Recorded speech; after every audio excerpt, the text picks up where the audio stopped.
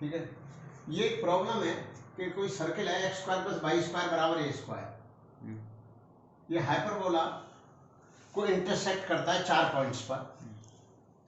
तो हाइपरबोला का इक्वेशन दे रखा है एक्स इंटू वाई बराबर सी स्क्वायर।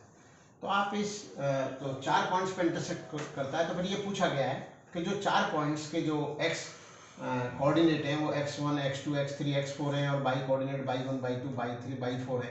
तो ये पूछा गया है कि x1 plus x2 plus x3 plus x4 का मान क्या है, y1 plus y2 plus y3 plus y4 का मान क्या है, x1 into x2 into x3 into x4 इनका प्रोडक्ट क्या है, y1 y2 y3 y4 का प्रोडक्ट क्या है। ये इस तरह की प्रॉब्लम। तो इसमें आप देखिए कि x y is equal to c square, इसको और कैसे लिखा जा सकता है। ये देखो, x को यदि मान लेता हूं मैं c इंटू टी, तो y होगा c बाई टी। तो x की जगह यहां सी टी पुट कर दो, y की जगह c अपॉन टी। तो ये पुट करने पर ये t में फोर्थ पावर का इक्वेशन बन गया। फोर्थ पावर का जब इक्वेशन बन गया तो इस इक्वेशन में टी क्यू का कोफिशिएंट 0 है और t का कोफिशिएंट 0 है। तो c square t four plus 0 t q minus a square t square plus 0 t plus c square बराबर 0, ये आ रहा है। अब इससे अपन ये देखें कि जो t के 4 मान है, क्योंकि t में फोर्थ पावर का है, तो t के जो 4 मान है उनका t1 plus t2 plus t3 plus t4,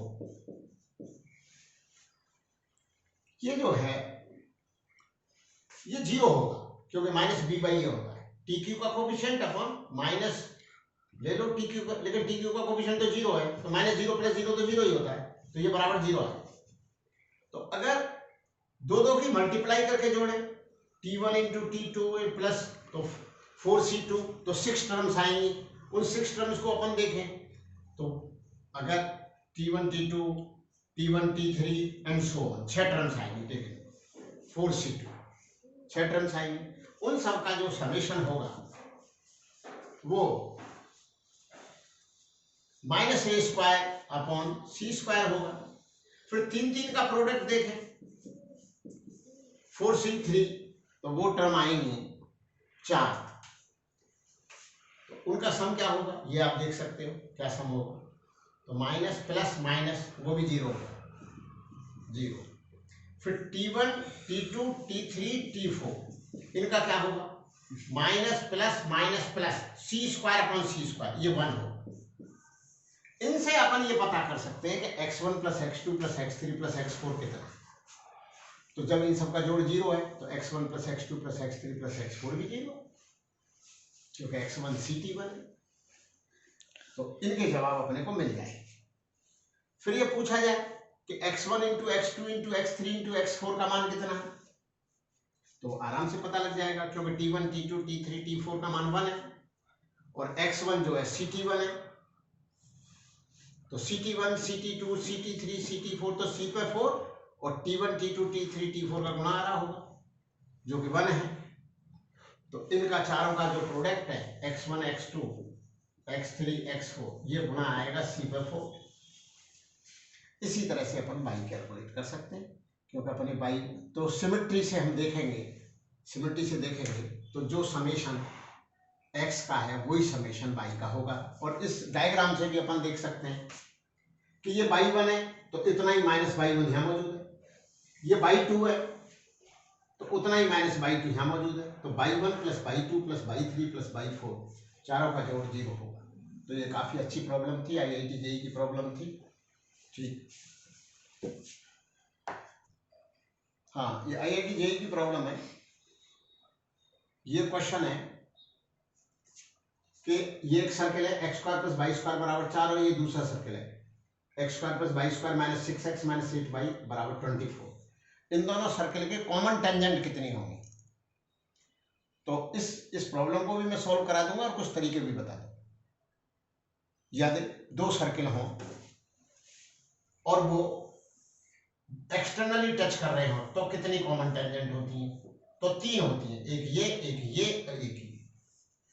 अगर टच नहीं कर रहे, उनके सेंटरों के मध्य की दूरी उनके रेडियस के सम से ज्यादा है तो कितने टेंजेंट होते हैं? तो 4 होते हैं, 2 ये होते हैं और 2 ट्रांसवर्सल होते हैं।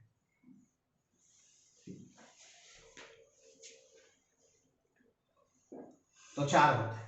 अगर दोनों सर्किल इंटरसेक्ट कर रहे हो तो कितने टेंजेंट होते हैं कॉमन? तो 2 ही होते हैं, ट्रांसवर्सल होंगे नहीं,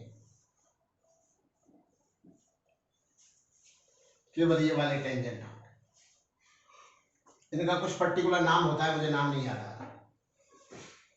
इनका नाम याद है मुझे, ये वो है ये ट्रांसवर्सल, इनका भी कुछ नाम होता है जो ऊपर। खैर एनी हो, तो 2 होंगे, इस केस में 3 होंगे, इस केस में 4 होंगे। यदि ये दोनों सर्किल टच करने वाली बता दी, अंदर से टच कर रहे हो तो कॉमन टेंजेंट एक ही होगा, तो एक ही होगा, बस एक होगा। बाहर से टच कर रहे हो 3 होंगे, 2 और वो जो है ना उनका सेंटर के मध्य की दूरी उनके रेडियस के सम से ज्यादा हो तो 4 होंगे। तो 1 होगा, 2 होंगे, 4 होंगे और ये यहाँ पर ये कितने थे? यहाँ 3 है, 1 है, 3 है, 4 है और 2 है। ऐसा भी है क्या कि मतलब कॉमन टेंजेंट हो ही नहीं? ऐसा भी है।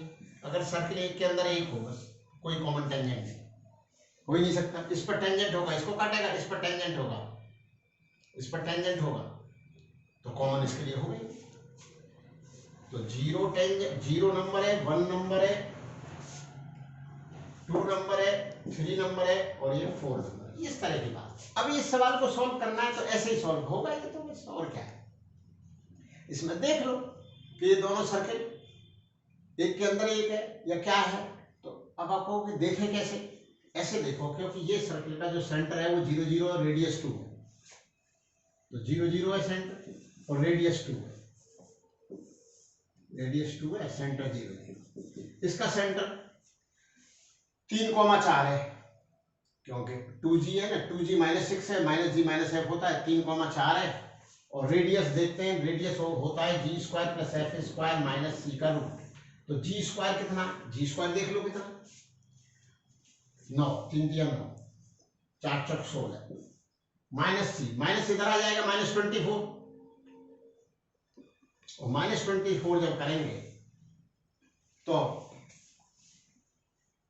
फिर -c है और c खुद -24 है, तो प्लस हो गया 24, क्योंकि पहले इधर लेते हैं सर्किल तब वो c बोला जाता है।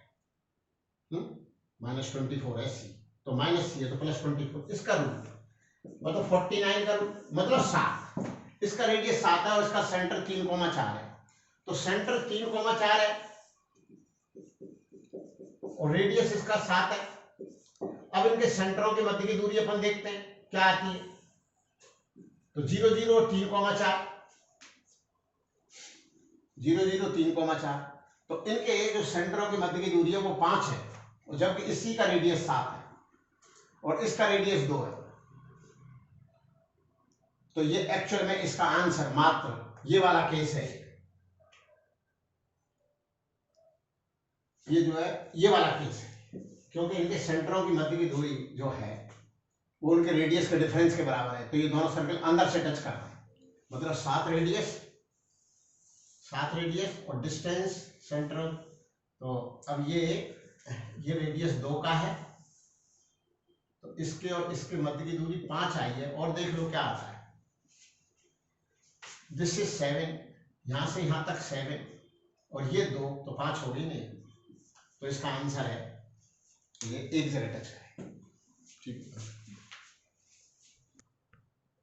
हाँ, क्वेश्चन ये है, IIT JEE की प्रॉब्लम है। क्वेश्चन ये है कि कोई AB कॉर्ड है of circle x² + y² = r², और वो कॉर्ड सेंटर पर राइट एंगल सबटेंड कर रही है। तो ये पूछ रहा है कि P कोई पॉइंट है ऑन द सर्किल और AB कॉर्ड है, और this AB chord centre of the circle पे 90 डिग्री सबटेंड कर रही है, and P is any point on the circle और ये ए। तो जो ट्रायंगल बना PAB, इसके सेंट्रोइड का लोकस पूछ रहा है as the P moves on the circle. P circle पे मूव करेगा तो सेंट्रोइड का लोकस पूछ रहा है, मतलब सेंट्रोइड जो नाचेगा उस नाचने का पाथ पूछ रहा है। मेरा कहने का मतलब ये है कि अपनी शुद्ध साफ लैंग्वेज में ये बोल सकते हैं कि वो किस तरह से नाचा है। तो क्या करें कि अपन ने ये कॉर्ड ले ली जो 90 डिग्री सबटेंड कर रही है, तो ये सर्किल है x square plus y square equal to r square. तो इसके जो वो है सेंटर 0,0 है, r रेडियस है। तो हमने कॉर्ड एक ऐसी कॉर्ड लेनी है जो 90 डिग्री सबटेंड कर रही हो, तो हमने ये ले ली AB, ये वाली कॉर्ड। तो इसके कोऑर्डिनेट है r,0 और इसके कोऑर्डिनेट है 0,r, और ये कॉर्ड यहाँ पर सेंटर पर 90 डिग्री सबटेंड कर रही है। अब कोई P पॉइंट ले लिया, क्योंकि सर्किल है x square plus y square equal to r square, तो इसकी पैरामीट्रिक फॉर्म क्या है कि हम x को r cos थीटा ले लेते हैं और y को r sin थीटा, तो सेटिस्फाई हो रहा है। तो r square cos square theta plus r square sin square theta, तो cos square theta plus sin square theta बनोगे r स्क्वायर बराबर r स्क्वायर। तो इसके general coordinate r cos theta r sin theta है। तो इस सर्किल की जगह हम क्या बोल सकते हैं, सर्किल को r cos theta, r sin theta. This is the parametric form of this circle. तो this is the general coordinate. अब हमको ये तीनों कोऑर्डिनेट मालूम है, तो सेंट्रोइड के कोऑर्डिनेट निकालने में तो कुछ होता नहीं है, क्योंकि इन तीनों को x1 plus x2 plus x3 बटा 3, तो ये कर दिया x1 plus x2 plus x3 बटा 3, तो h आ गया। h इज द x, मतलब जो है x coordinate of the centroid, तो उसको h मान लिया और इसको k मान लिया, y कोऑर्डिनेट को k मान लिया। तो अब ये ऐसे चलते गए, तो जो है तो r cos थीटा हो गया 3h माइनस r, और यहां से r sin थीटा हो गया 3k माइनस r। इनको स्क्वायर करके ऐड कर दिया, जिससे कि जो वेरिएबल था थीटा वो एलिमिनेट हो जाए। तो एलिमिनेट हो जाएगा, इनको स्क्वायर करो और ऐड कर दो, ये आ गया।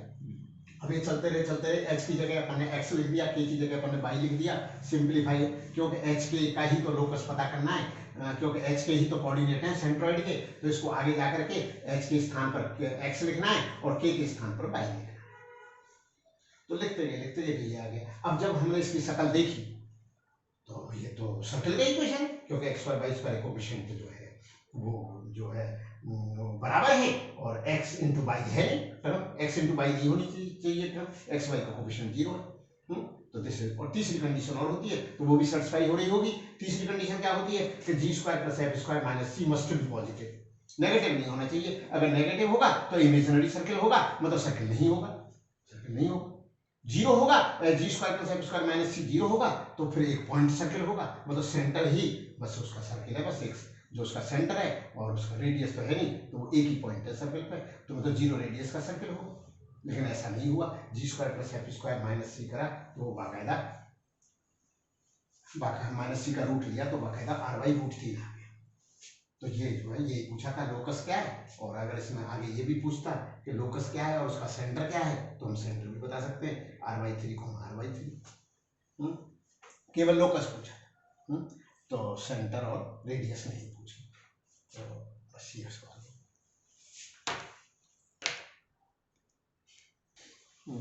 हाँ, ये क्वेश्चन है IIT JEE का कि ये कोई सर्किल है, इसके एक्सट्रीमिटीज ऑफ द डायमीटर, ये डायमीटर है ऑफ द सर्किल, और डायमीटर है 2r और रेडियस है r। तो डायमीटर के एक्सट्रीमिटीज पर दो टेंजेंट ड्रॉ करेंगे, PQ और RS। अब P को S से मिलाया और R को Q से मिलाया, तो ये दोनों लाइंस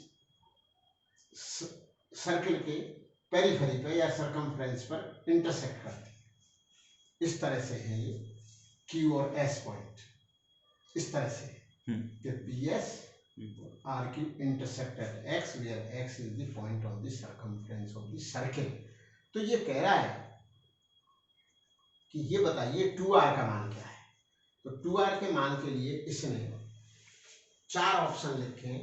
ये A ऑप्शन है, एक कोई ये B है, दिस इज C है, और ये D है। अब कहते हैं इनमें से कौन सा सही है।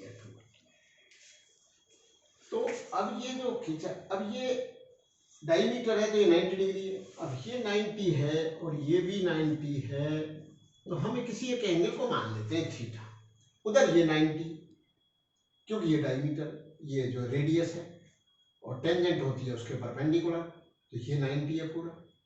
तो अगर ये थीटा है तो वो जाके 90 माइनस थीटा है, क्योंकि ये 90। इधर ये थीटा है तो ये दोनों पैरेलल हैं, क्योंकि डायमीटर के एक्सट्रीमिटीज पर टेंजेंट खींची गई है, तो दोनों लाइन पैरेलल है, दोनों लाइन पैरेलल है। तो ये थीटा है तो ये थीटा है, उधर ये 90 है तो ये 90 माइनस थीटा है।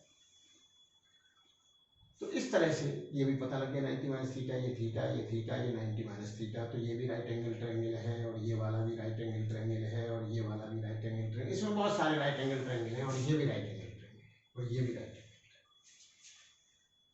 तो बस यहां से आप क्या करो कि 2r, इस राइट एंगल ट्रायंगल को आप देखिए, इससे tan थीटा कैलकुलेट कर लीजिए। तो tan थीटा कैलकुलेट करेंगे तो RS अपॉन 2r आएगा, और इससे tan थीटा कैलकुलेट करेंगे, tan थीटा, तो tan ऑफ 90 माइनस थीटा, तो वो आएगा 2r अपॉन PQ, और tan 90 minus theta cot theta होता है, या cot थीटा अपन यहां से भी कैलकुलेट कर सकते थे कि cot थीटा इस ट्रायंगल से 2r upon PQ, cot theta यहां से ये बेस हो जाता। अब इनका मल्टीप्लाई कर दिया, मल्टीप्लाई करते ही tan theta into cot theta 1 हो गया, और ये 2r का होल स्क्वायर हो गया, 2r का whole square PQ into RS आ गया, तो 2r की वैल्यू PQ इंटू RS का रूट आ गया, इसलिए ऑप्शन ए से। ठीक है।